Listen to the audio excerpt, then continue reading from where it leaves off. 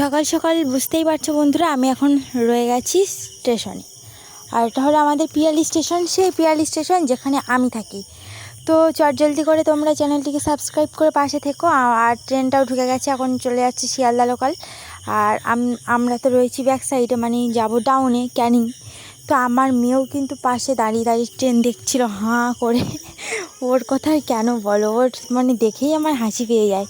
আর তা বাদে ভিডিও মানে যখন আমি ভয়েস দিচ্ছিলাম, তার বাদে ওকে আমি আবারও দেখছিলাম, ওর ব্যাপারটা দেখে আরও খুব হাসি পাচ্ছে। দেখতেই পাচ্ছি চারদিকে সব সবুজ শস্য শ্যামলাতে ভরা। আর বাবা মাও কালকে চলে যাবে ডক্টরের কাছে, ঠিক আছে। সেই কারণে আমার হুটহাট করে চলে আসতে হয়, জানো তো। আজকে তোমাদের পুরো ডিটেলসটা বললাম আর কি। মানে বাড়িতে কেউ থাকার মানে কেউ তো থাকার নেই, বাবার মা আর আমি, এই 3-4 জন, ঠিক আছে। সে কারণে বাবা মা কালকে সকালে বেরিয়ে যাবে। আর বুধবার আমার আসার কথা ছিল, কিন্তু বুধবার একটা বিজেপি থেকে বন্ধ ডেকেছিল গোটা পশ্চিমবঙ্গে। তো সেই কারণেই না, গোটা কলকাতাতে জানি না ঠিক, তবে সেই কারণে আসতে পারিনি, বুঝতে পেরেছ। আর এখন মা রান্নাবান্নার জোগাড়ি করছে, এখন বাজে 5টা 11, ঠিক আছে। সেই সকালে ট্রেনে বসে বসেই স্টেশনে গিয়ে তোমাদের ভিডিও শেয়ার করেছিলাম। আবার এই যে এখন বিকেলে এখন ভিডিও শ্যুট করতে বেরো হয়েছি, ঠিক আছে। এরকম মাঠের দিকটা এসে বসে আছি, চারিদিকে কিন্তু ধান বাগান। মানে দূরে হচ্ছে এখন মানে সূর্যের তাপ রয়েছে, রোদ রয়েছে, তো সেই কারণে আর কি বোঝা যাচ্ছে না, ঠিক আছে। তো তোমাদের আমি দেখাবো। হ্যাঁ, কলকাতাতে থাকলেই যেন কি বৃষ্টি শুরু হয়, আর এদিকে দেখো একদমই বৃষ্টি নেই, ঠিক আছে।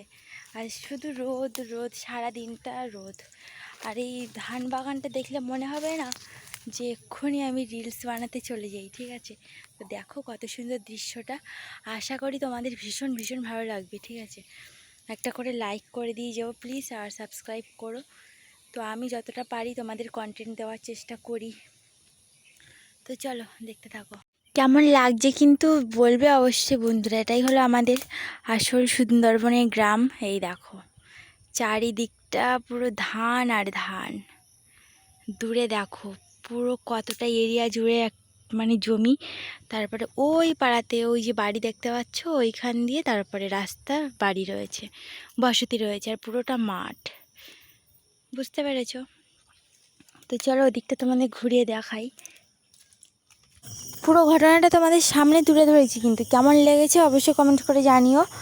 আর আমার পরিস্থিতি সব কিছুই আমি তোমাদের শেয়ার করি, তবুও জানি না কিছু কিছু ব্যক্তি আমার ভিডিওটাই মানে এড়িয়ে দিয়ে চলে যাও, কিন্তু কিছু করার নেই। জানি না কবে কি সব ঠিক হবে। এই যে ধান গাছের মানে গোড়াটা দেখতে পাচ্ছ কতটা জল কম এদিকটা। আর শহরের দিকটা তো মানে ভাবাই যায় না, এতটা বৃষ্টি হয়েছে কদিন ধরে। আমাদের বাড়ির তো মানে চারদিকটা পুরো মানে এতটা পরিমাণ কাদা জমে আছে, মানে অনেকটা করে পা ঢুকে যাবে। মানে এতটা বৃষ্টি হয়েছে না, প্রায় 2-3 ইঞ্চি করে জলে ডুবেছিল প্রায় 3-4 ঘন্টা ধরে, মানে বেশ অসুবিধা হতো। আর এদিকে দেখছি জলই কম, কারণ এদিকে তো আমাদের কিছুদূর পরে একটা খাল রয়েছে, এই জলগুলো খালে চলে যায়, খাল থেকে আবারও পুরো নদীর ডাইরেকশন করা রয়েছে, পুরো নদীতেই চলে যায়। তো যাই হোক, কেমন লাগছে দেখো বাগানের কালারটা, মনে হচ্ছে না এর মধ্যে লাইটিং ফিট করা, একদমই। এটা হচ্ছে সূর্যের লাইটিং, বুঝতেই পারছো, যেখানে সেখানে। আর এখানে দেখো একটা কুমড়ো হয়ে গেছে, বেশ পাকার মতন হয়ে গেছে। আর এই কুমড়োটা হচ্ছে পুরো আম গাছের গোড়ায়। আবার আম গাছের গায়ে বাবু হেলান দিয়ে মানে আরাম করে বসে আছে, দেখতেই পাচ্ছ।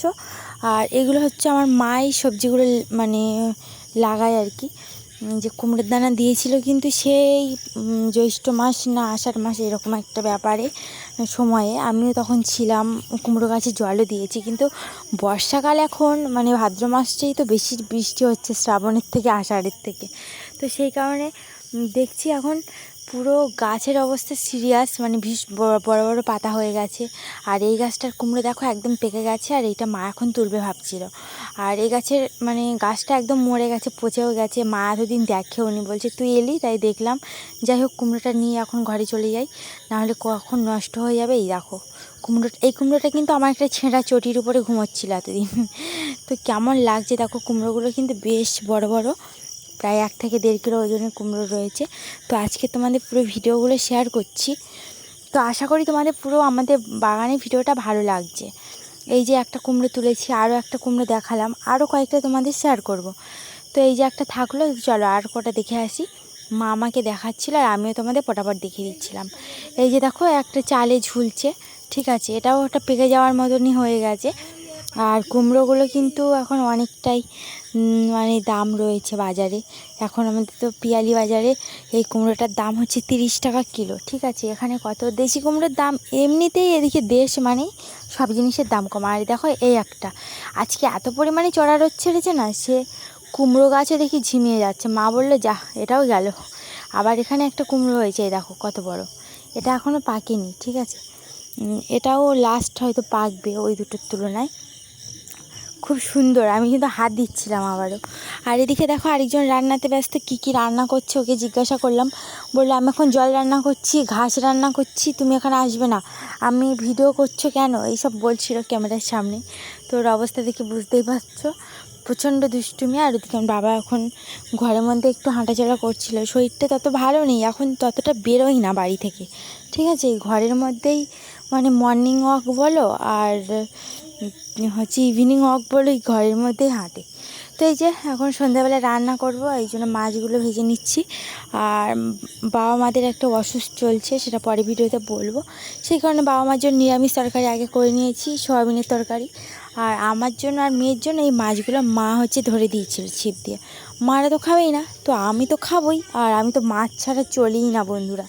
তো আমার এই যে সোজা প্রসেস দেখতেই পাচ্ছ, কড়া গরম হয়ে গেছে, তেল গরম করে দিয়েছি, হলুদ দিয়ে দিয়েছি, লবণ দিয়ে দিয়েছি। এবার দিয়ে দেবো মাছটাকে জলদি করে ভেজে নেবো। তো তোমরা চ্যানেলটিকে জলদি সাবস্ক্রাইব করো, লাইক করো। আর কেমন হয়েছে আজকে ভিডিওটা অবশ্যই ভালো লেগেছে তোমাদের। আমার কিন্তু কথার গোলমাল হয়েই যায় এখনও, তো তোমরা কিছু মনে করো না বন্ধুরা, সরি। তো আমি তোমাদের আগামী দিনে সামনাসামনি কন্টেন্ট দেওয়ার চেষ্টা করব। আমি মানে কি করব বুঝেই পাই না, কোন ভিডিও দিয়ে শ্যুট করব, কোন ভিডিও দিয়ে শেষ করব, এটা দিয়েই শেষ করতে হয়। তো মেয়েকে এখন বই পড়াবো মাছটা রান্না করেই। তো পরের দিন দেখা হচ্ছে কালকের ভিডিওতে। তবে কেমন লেগেছে কিন্তু একটা লাইক চাই তোমাদের থেকে। তোমরা যদি সাপোর্ট না করো তাহলে আমার আর কিচ্ছু করার নেই বন্ধুরা। আমি কিন্তু যারা আমাদের সাপোর্ট দেয় আমাকে, আমি সবাইকে সাপোর্ট করি, দেখবে আমার কমেন্ট বক্সগুলো চেক করে দেখবে তোমরাই। তো চলো আমরা এখন রান্নাবান্নাটা শেয়ার করে নিই, কেমন হয়েছে জানিও, আর অবশ্যই করে সাবস্ক্রাইব। আর মাছগুলো দেখতেই পাচ্ছ আমি উল্টে পাল্টে একদম হলুদ নুন সব কিছু লাগে